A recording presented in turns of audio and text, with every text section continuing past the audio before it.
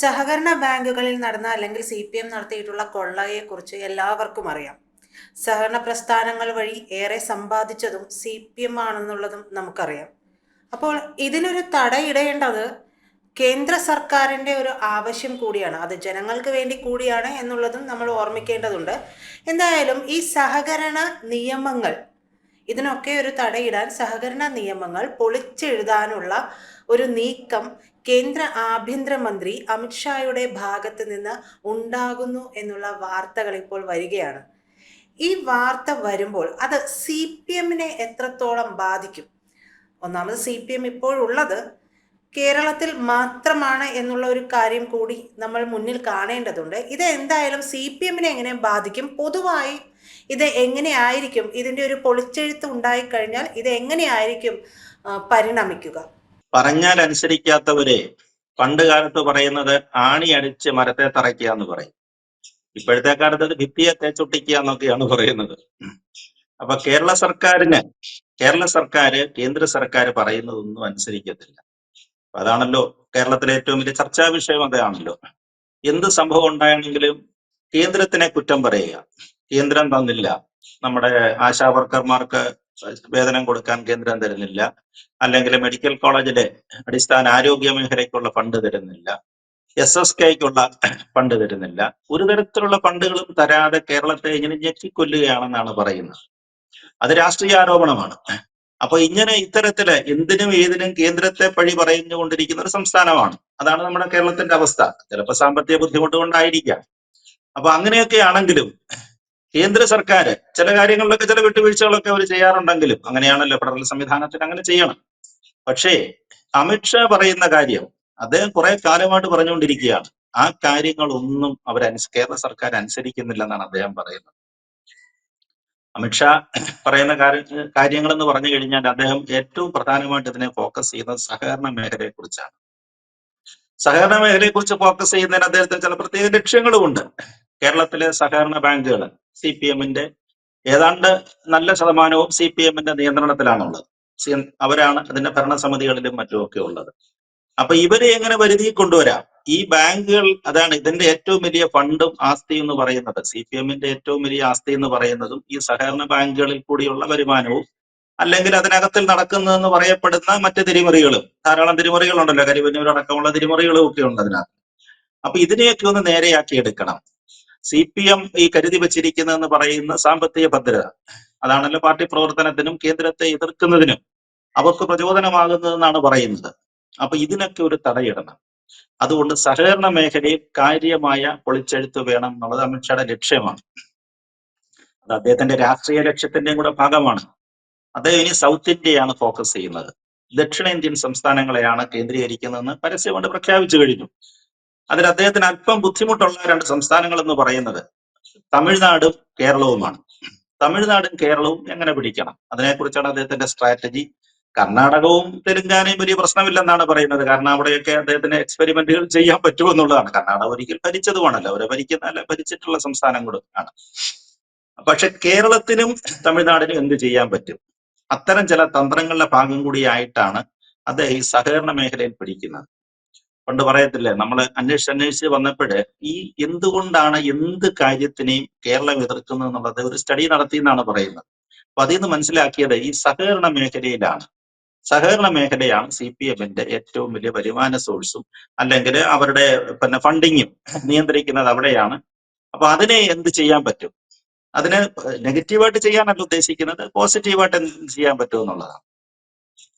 പക്ഷെ ഇതിനകത്ത് ഒരു ചെറിയ പ്രശ്നം എന്ന് പറഞ്ഞു കഴിഞ്ഞാൽ, സഹകരണം എന്ന് പറയുന്നത് സംസ്ഥാന വിഷയമാണ്.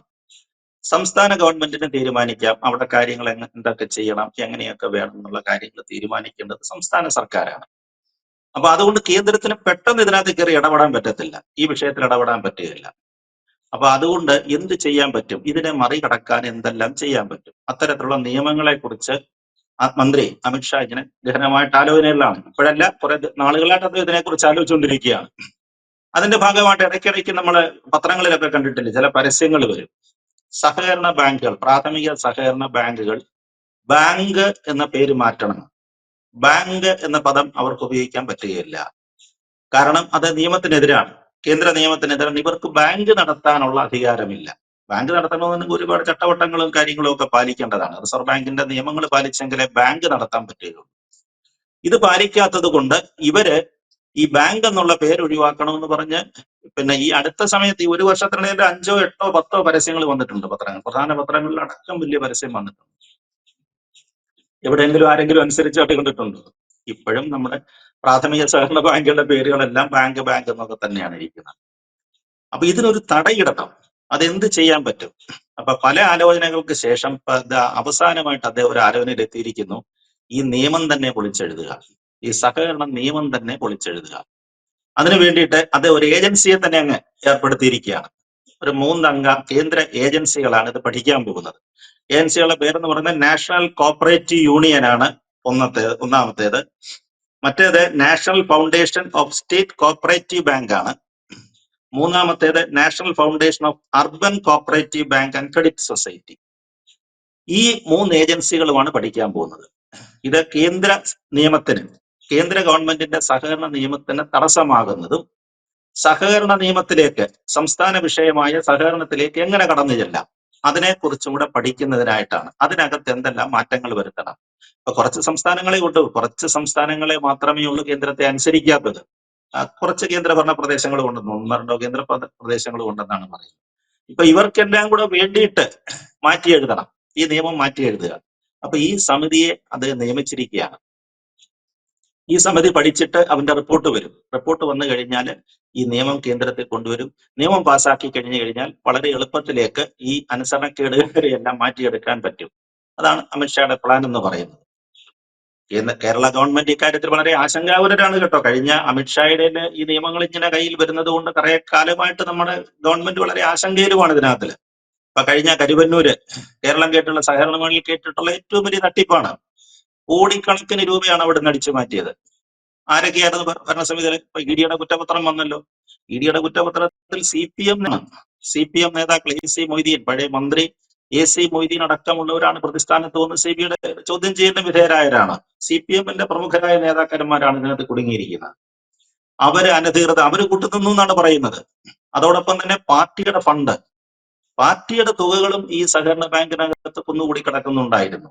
ഈ തുകകളെല്ലാം മറ്റാർക്കോ മറിച്ചു കൊടുത്തിട്ട് അവര് റിസോർട്ട് മാഫിയയ്ക്കോ പിന്നെ അത്തരത്തിലുള്ള റിയൽ എസ്റ്റേറ്റ് മാഫിയയ്ക്കോ ഒക്കെ മറിച്ചു കൊടുത്തു. അവസാനം സാധാരണക്കാരൻ കിടന്ന് കണ്ണീര് കുടിച്ചു. എത്രയോ പേര് മകളുടെ വിവാഹ ആവശ്യത്തിനും രോഗത്തിന് ചികിത്സയ്ക്കും വേണ്ടി ഇട്ടിരുന്ന പണം കിട്ടാതെ എത്രയോ ആളുകൾ, സ്വന്തം പാർട്ടിക്കാർ തന്നെ പ്രതികരിക്കാൻ നമ്മൾ കേട്ടില്ലേ. അപ്പൊ അത്തരത്തിലുള്ള വ്യാപകമായ തട്ടിപ്പാണ് ഇതിനകത്ത് നടന്നുകൊണ്ടിരിക്കുന്നത്. അത് UDF പിന്നെ LDF മാത്രമല്ല കേട്ടോ. കോൺഗ്രസ് ഭരിക്കുന്ന സഹകരണ ബാങ്കുകളിലും ഇത്തരത്തിലുള്ള കാര്യമായ തട്ടിപ്പുകൾ നടക്കുന്നുണ്ട്. പങ്കമാലി, ഇളംകുളത്ത് ഒരു ബാങ്കുണ്ട്, കോട്ടയത്തിനടുത്ത നേമം, അങ്ങനെ കുറേയേറെ ബാങ്കുകളുടെ കാര്യം നമ്മൾ കേട്ടിരുന്നു. പക്ഷെ സഹകരണ മേഖലയിൽ കോൺഗ്രസ് കുറവാണ്. കോൺഗ്രസ് ഭരിക്കുന്ന ഭരണസമിതിയുള്ള ബാങ്കുകളുടെ എണ്ണം കുറവാണ്. അതുകൊണ്ട് പക്ഷെ LDFന്റെയിലാണ് കൂടുതലുള്ളത്. അപ്പൊ അവരുടെ സമ്പാദകർക്ക് ഒരുപാട് ആളുകൾക്ക് ബിനാമി അക്കൗണ്ട് ഉണ്ടെന്നാണ് പറയുന്നത്. ധാരാളം ആളുകൾക്ക് ഇതിനകത്ത് ബിനാമി അക്കൗണ്ട് ഉണ്ട്. ഇതിന്റെ ഡയറക്ടർ ബോർഡുകളിലൊക്കെ വരുന്ന ആളുകൾ ഇപ്പൊ മിക്കവാറും നമ്മൾ ഓരോ സ്ഥലത്തെയും പ്രാഥമിക ബാങ്കുകളെയൊക്കെ എടുത്ത് നോക്കുക, അതിനകത്ത് വരുന്ന രാഷ്ട്രീയക്കാരാണ്. ഇവരൊക്കെ വർഷങ്ങളായിട്ട് സഹകാരികളെന്നാണ് പേര്. ഇവരൊക്കെ വർഷങ്ങളായിട്ട് ഇതിനകത്ത് ബോർഡ് മെമ്പർമാരായിട്ടും പ്രസിഡന്റുമാരുമായിട്ടൊക്കെ തുടരുന്ന ആളുകളാണ്. വലിയ ട്രാൻസാക്ഷനാണ് ഇതിനകത്ത് നടക്കുന്നത്. KYC നോംസ് ബാധകമല്ല.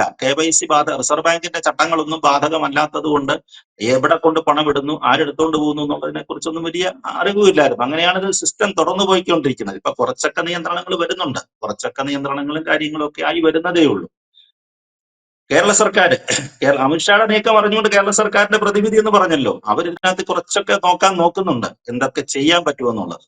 അപ്പൊ അതിന്റെ ഭാഗമായിട്ടാണ് ഡയറക്ടർ ബോർഡ് മെമ്പർമാർ, എല്ലാ സഹകരണ ബാങ്കിലും ഡയറക്ടർ ബോർഡ് മെമ്പർമാർ അവരുടെ സൊസൈറ്റിയിലുള്ള അവരുടെ ബാധ്യതകള്, ആസ്തി സംബന്ധിച്ച കാര്യങ്ങൾ ഇതൊക്കെ വെളിപ്പെടുത്തണമെന്നും പറഞ്ഞിട്ട് കുറച്ച് നിയമം അടുത്ത സമയത്ത് കൊണ്ടുവന്നിരുന്നു. കാരണം അതിനെ തട്ടിപ്പ് നടത്തിയപ്പോഴാണ് അത് മനസ്സിലാകുന്നത്. ഒരു പാഴ്വസ്തുക്കൾ പറഞ്ഞ പാഴ്ഭൂമികളും മറ്റു കാര്യങ്ങളും ഒക്കെ കാണിച്ചിട്ട്, ഒരു വിലയില്ലാത്ത ചതുപ്പ് നിലവും മറ്റും കാണിച്ചിട്ട് കോടിക്കണക്കിന് രൂപയാണ് ഇവരൊക്കെ വായ്പ എടുത്തിരിക്കുന്നത് ഡയറക്ടർ ബോർഡ് മെമ്പർമാർ. അപ്പൊ അതാണ് ഏറ്റവും കൂടുതൽ പാർട്ടിക്ക് ക്ഷീണവുമായി മാറിയിരിക്കുന്നത്. അപ്പൊ അതുകൊണ്ട് ഇവരെയൊക്കെ ഒന്ന് പിടിച്ചിട്ട് ഒന്ന് പരിഷ്കരിക്കാമോ എന്നൊക്കെ നോക്കുകയാണ്. എങ്കിലും പരമാവധി ഇത് സംസ്ഥാനത്തിന്റെ പരിധി പിടിച്ചു നിർത്തുന്നതിനാണ് കേരള സർക്കാരിന്റെ ആലോചന. എങ്ങനെ ഇതിനെ കൈവിടാതിരിക്കാമെന്നുള്ളത്.